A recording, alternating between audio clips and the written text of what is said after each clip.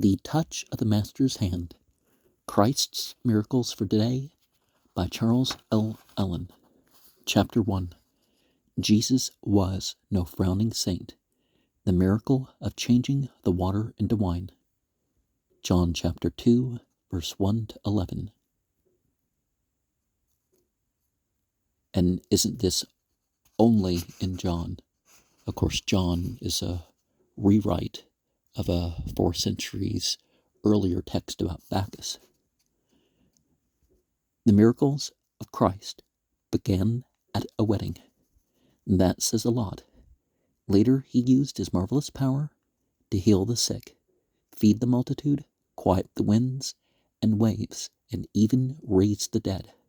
But the first miracle he wrought was just to keep a happy party from breaking up too soon.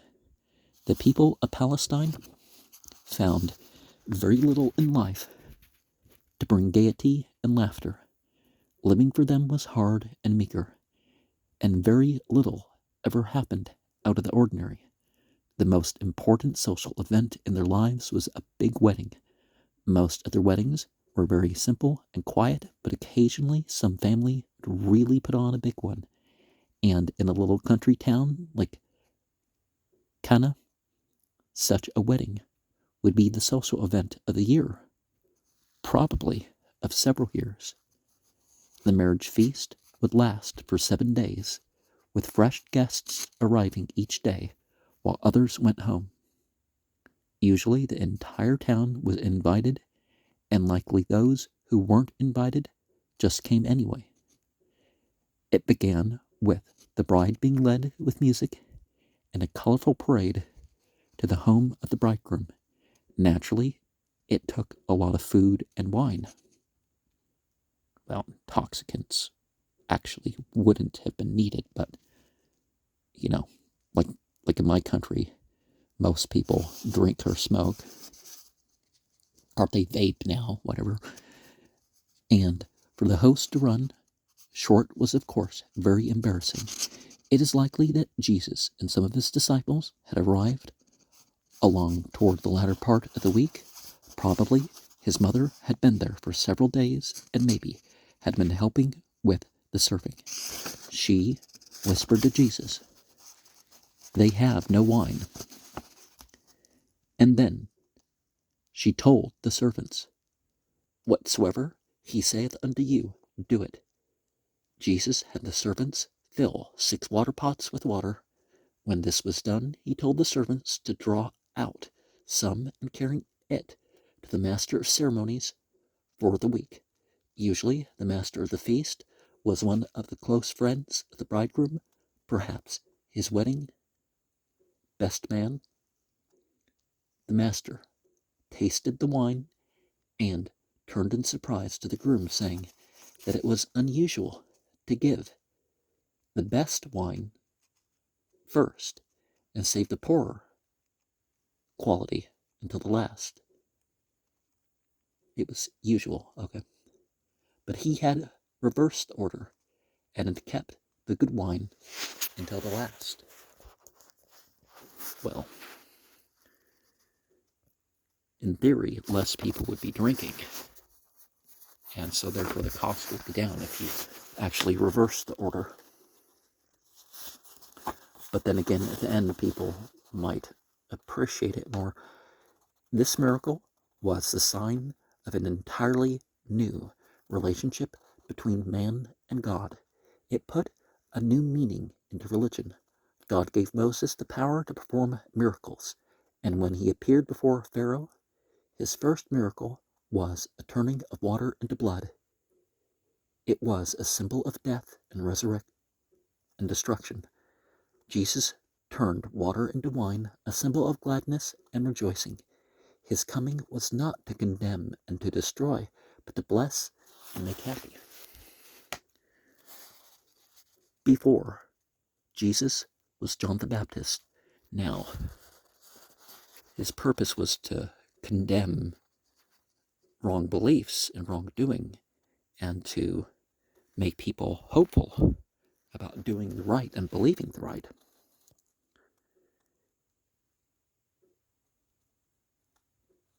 He was a stern and hard man who exposed the sin of the people and harshly denounced them. He lived unto himself and frowned upon an occasion which brought laughter into people's hearts. John would have been insulted by an invitation to the wedding feast. Certainly he would not have helped to make it a success. Jesus was different. He came to live with people and to love them. He entered into their daily lives, wept at their funerals, and rejoiced with them at their weddings. This first miracle set the tone of his entire ministry. Instead of condemning people, he wanted to give them another chance. Go and sin no more, John 8:11. Be of good cheer was an expression often on his lips. For him, the main activity of God was not a judge, but a father. Well, the person with the rules and the training for the skills. It is said that Saint Teresa disliked gloomy people and prayed to be delivered from frowning saints. She understood the real Christ, his transforming power. I cannot explain Jesus' miracle of turning the water into wine. If I could explain it, I would not regard it as a miracle. But from the evidence, I believe that he did it. And because he did it, I know certain facts about him. Well, who was this John, and why was the text edited so much? And of course, you're saying, well, it's in the Bible, so therefore, that's supposed to be the strongest evidence that it's in the version of the Bible that you have. Jesus commanded that 6 water pots be set before him, and then he had the servants fill them with water, since 6 large water pots were as many as a normal household would possess. There likely were no other containers in the house. So the servants had to go and get the water, either from a well or a nearby stream. Anyway, we may be sure that the pots were filled with real water. Jesus himself did not touch the pots. As soon as they were filled, he told the servants to draw some out and carry it to the master of the feast. He tasted it, and not only recognized it to be wine, but the very best wine. Some people have tried to give various explanations, seeking to explain away the miracle, but the story is too clear. Through the use of his power, in a moment's flash, the water became wine. The disciples were there and saw it happen, and as a result, the Bible says, his disciples believed on him. Just a little while before, Jesus was in the wilderness, where he was severely tempted by Satan to use his power to turn stones into bread. For 40 days he had been without food, and he was hungry and weak, but Jesus refused to use his power for his own benefit. Even at the last, he said he could pray unto his Father and receive 12 legions of angels. Matthew 26:53. He could have destroyed the entire Roman army, to say nothing of that handful of soldiers who came to take him, but he refused to do it. Instead, he permitted himself to be crucified. Well, all over the world, the heroes that died for their people went into it willingly. But when it came to helping others, he used his power without hesitation. Long before Lloyd C. Douglas wrote The Robe and his other famous novels, he wrote a book entitled Those Disturbing Miracles. That book is out of print, but I located a copy at a secondhand bookstore in Brooklyn and paid a premium price for it. Much of the book was a disappointment, but this one sentence is worth the price of the book. Speaking of the miracle at the wedding, Lloyd Douglas said, "Surely he is a very unfortunate reader of this epic who gets himself so distracted by all these stone water pots that he misses the real and only point of issue, which is The simple fact that Jesus bears a transforming power,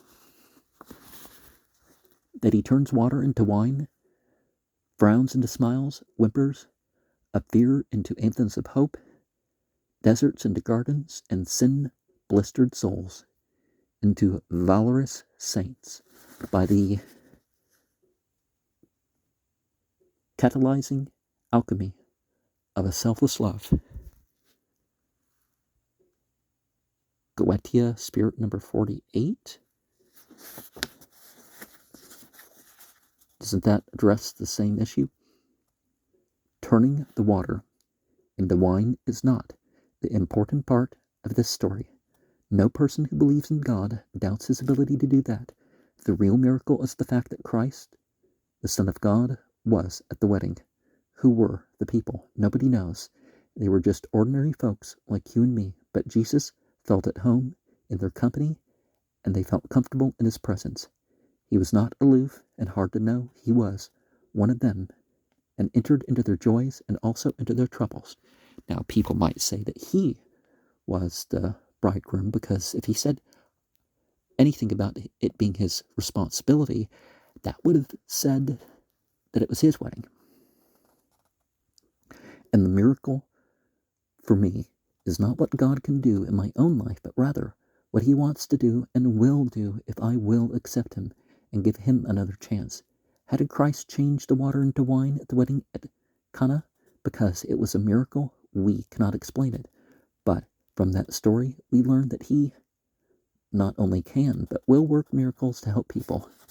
Even people like you and me, if there is a need or a problem in your life, Christ is concerned.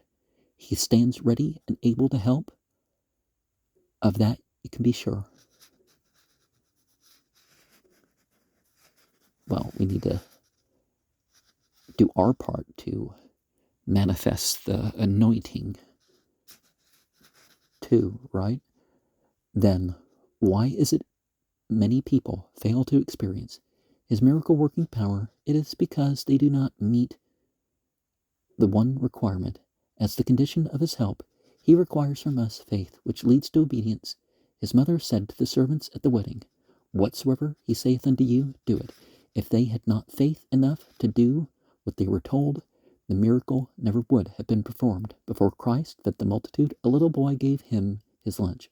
Before the sick woman was healed, she touched the hem of his garment. Before the lame man was healed, 4 men brought him to Jesus. Before the blind man could see, he obeyed the command of Christ to go wash in the pool. Before Christ raised Lazarus from the dead, someone had to roll the stone away from his grave. Before the crippled man at the pool was made whole, he obeyed the Lord, stood and took up his bed.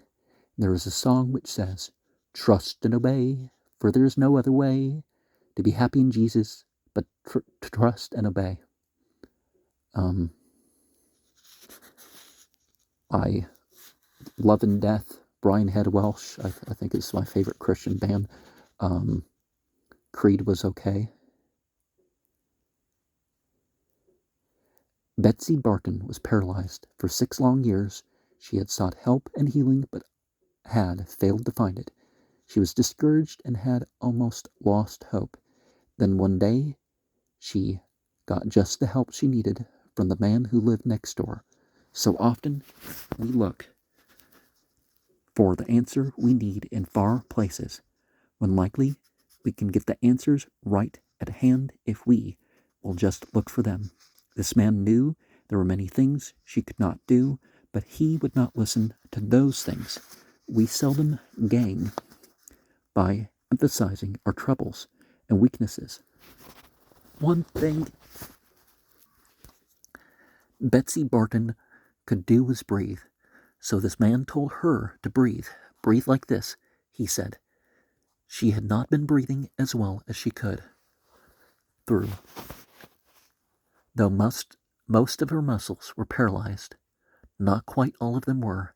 She could move her stomach muscles, so he told her to start moving those. He said, "Just do these simple things, these innocent things. Do them hard, and let them prove themselves." Betsy started doing the only two things she could do: breathing and moving her stomach muscles.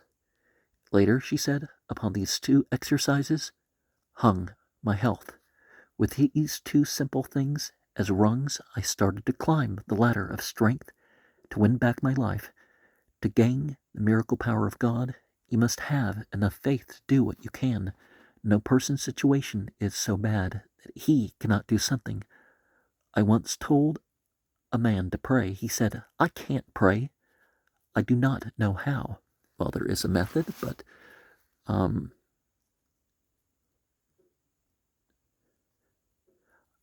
you do what you can.